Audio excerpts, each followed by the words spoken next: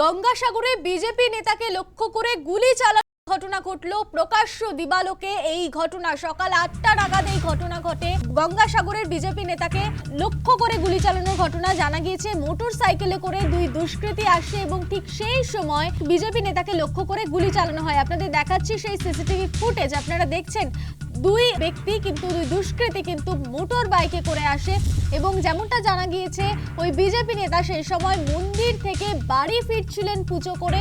ঠিক সেই সময় প্রকাশ্য দিবালোকে সকাল 8টার সময় ঘটনা ঘটে গঙ্গাসাগরে বিজেপি নেতাকে খুনের চেষ্টা।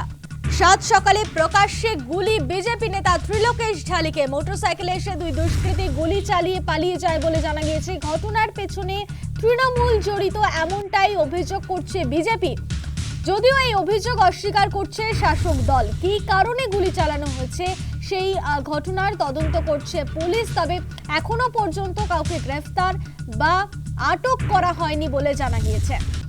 ঘটনার পেছনে তৃণমূল রয়েছে এমনটাই অভিযোগ করছে বিজেপি।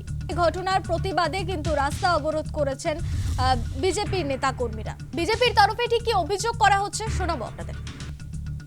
ত্রিলোকেশ ঢালি আমাদের গঙ্গাসাগর, শুধু গঙ্গাসাগর নয়, এই মথুরাপুর জেলার মধ্যে বিজেপির একজন প্রতিষ্ঠিত নাম, যিনি সমাজসেবা করেন।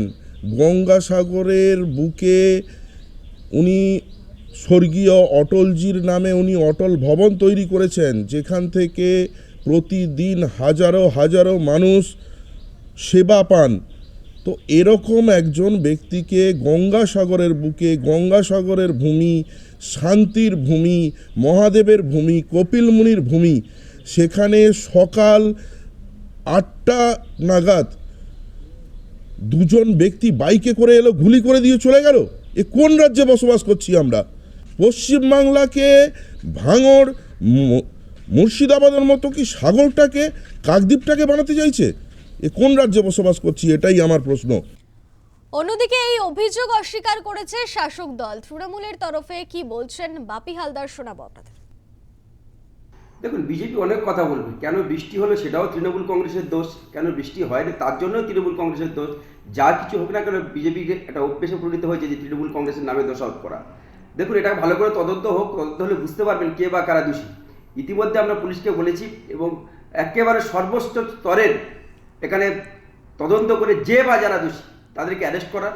দেখবেন এটা বিজেপির গোষ্ঠী কোন্দল, নব্য এবং পুরানো দুয়ের গোষ্ঠীদ্বন্দ্বের মধ্যে আজকের এই ঘটনা ঘটেছে। যে বা যারা দোষী আমরা চাই যত দ্রুত সম্ভব তাদেরকে অ্যারেস্ট করা হোক এবং দৃষ্টান্তমূলক শাস্তি দেওয়া হোক। গঙ্গাসাগরের এই ঘটনার পর বিজেপি রাজ্য সভাপতি শ্রমিক ভট্টাচার্য কি বলছেন শুনবো। সমস্ত রাজনৈতিক দল কখনো বাবা সাহেব আম্বেদকর, কখনো এসসি এসটি নির্যাতন নিয়ে বিভিন্ন সময় পার্লামেন্টকে অচল পর্যন্ত করে দেন, কিন্তু পশ্চিমবঙ্গের তফসিলি সম্প্রদায়ের মানুষ কি অবস্থায় আছে তার সবচেয়ে বড় প্রমাণ হচ্ছে আজকের ঘটনা।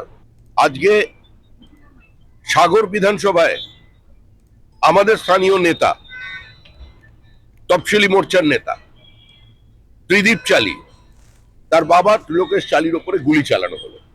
তিনি মৃত্যুর সঙ্গে লড়াই করছেন। এই রাজ্যে কোনো আইনের শাসন নেই। এই রাজ্যে প্রান্তিক মানুষরা প্রতিনিয়ত আক্রান্ত, রক্তাক্ত, ক্ষতবিক্ষত।